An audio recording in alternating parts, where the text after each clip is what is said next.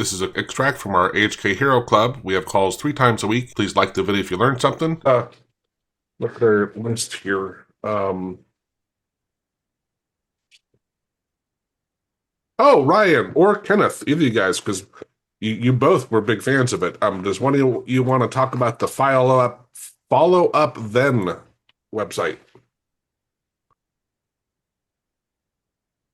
Go for it, Kenneth. Yeah, Ryan, can you go? Oh, no, you No, go, you mate. can do it. Do it, Ryan, because I don't use it that much anymore. So since Okay. All right. yeah. This is a super cool tool, everyone.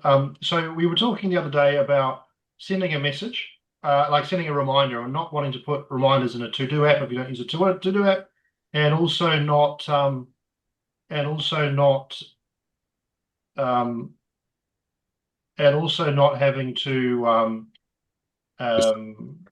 put it on your calendar.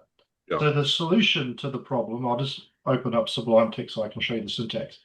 The solution to the problem is something called FollowUpThen. I'll just share my screen real quick and I'll show you how it works. Basically, what Kenneth and I both do or have done is to send emails to ourselves with this syntax. If I put 10 a.m. at fut.io, this will send an email at 10 a.m. back to me. Okay. Or I could do, I think, 9 a.m. Wednesday works, or 9 a.m. 16th of November works. All of the syntax on their website, which I'll go to, they explain it. I don't even think there's a sign up for this. Like literally, the only limitation is, I have to sign up with your email, but the only limitation is the number of reminders you can have at any one time if you don't want the paid version. 50 reminders a month is like super small. Like you won't use, I personally don't use 50. But what I love about this is it's completely frictionless. Like if you think about when you need to send a reminder, all the information you need to put in, the date, the time, the blah, blah, blah, blah, blah, in a calendar, literally all you have to do here is write an email. So I'll just quickly do it to show you. So if I open up my Gmail, here we go. So I could do 9 a.m. at FollowUpThen. And what I personally do is I just put the contents in here. That's what I do. But you can also write an email. Like you could write the email you want to send another day. It'll send all this information back. So my use case is my wife is forever saying, can you remind me in 17 Tuesdays time at 4 o'clock, I've got a webinar to watch. And it's nothing to do with me specifically. I don't want to put it in my calendar because it's a 20-second thing I need to tell her about, not an hour-long meeting or whatever. So I would literally just put that syntax in. You can see I've got so many of them here. The other thing you can do is you can make it reoccurring. So you can say every Wednesday at blah, blah time or whatever. So it's just so frictionless. I absolutely love it and use it all the time instead of putting things in my calendar. Kenneth, do you want to add anything to what I said?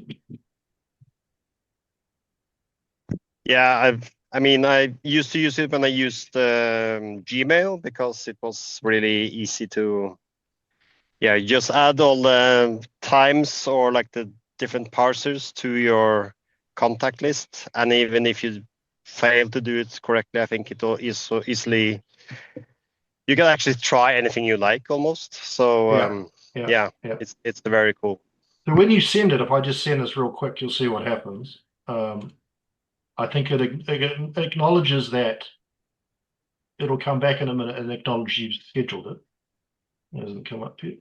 And then it'll send it back to you. Or maybe it doesn't tell you. Normally it tells you. I think it tells you it's scheduled. Anyway, at 9 o'clock in the morning, it will send back that email. So I use it for reminders, and I absolutely love it.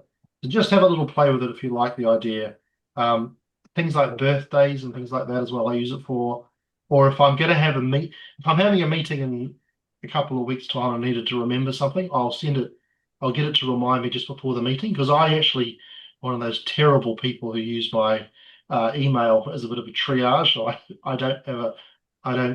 I have other forms of task managers, but I don't have a software task manager. So I use this. I don't know if it's coming or not. Well, Here and we two go. things come to mind Yeah, here, Ryan, is first off, and I'm sure maybe you've already thought of this, is like, hey, you need to have a hotkey to use handy to just automatically you just hit your hotkey and say what you want, and you don't even do any of this stuff, right? It's done for you. true. But the other one is to either if they have, I was just looking to see if they have an API. It says they kind of do, but not really. But still, we could build a really cool little AutoHotkey script to just again, you hit the hotkey, have some of the so I don't know, like that was why I built the File XP search tool because in the Explorer search, having to remember the format for the timestamps and stuff or whatever, like I always hated that, right?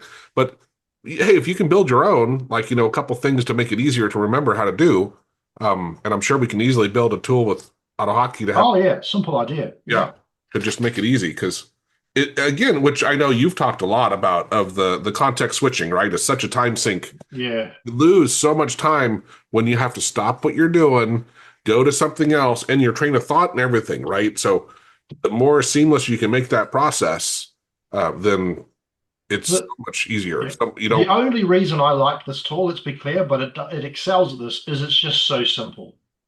Yeah. I don't need to log in anywhere. I'm probably already in my emails. I tend to schedule things at a similar kind of time every day, so I can wake up in the morning and it's there. It's not cluttering anything else. You can obviously, because the syntax is always the same, you could route them somewhere else. So the syntax is in the first part of the email, right? And then you can use the followupthen.com, or you can just go fut.io, right? And it's as easy as that. And it literally is as easy as that. And that's why I like it. And I think we can replicate that with any of the webhook. So we do not need to subscribe with the FollowUpThen. For example, we use Telegram bot and the webhook, and we just kind of we might need an email subscription. We can do that too, the same thing. But we can same thing can be done with the Telegram reminder. I think we have reminders. Yeah. This concept of being like a frictionless way to make a reminder, you could absolutely replicate this and make it a chatbot. It's a really good idea, Irfan. So you could do that as well. You could make it multiple channels, or you could make it so this method. So what I think it's the method of ingestion that I like. So because this email could route to the Telegram bot that could receive it and do the reminder, or you could set an alarm. There's a myriad of things. I just like the simplicity of the syntax and the fact that it uses email because I'm always in my email. So this Kenneth and I both like this, and Joe hadn't heard of it, so we thought we'd share it with the group here. This is cool. Get insider savings, 25% off courses, scripts, and done-for-you AHK jobs, making premium tools affordable and accessible. Members get unlimited access to 466+ hours of video lessons, packed with AHK insights to binge learn whenever inspiration hits.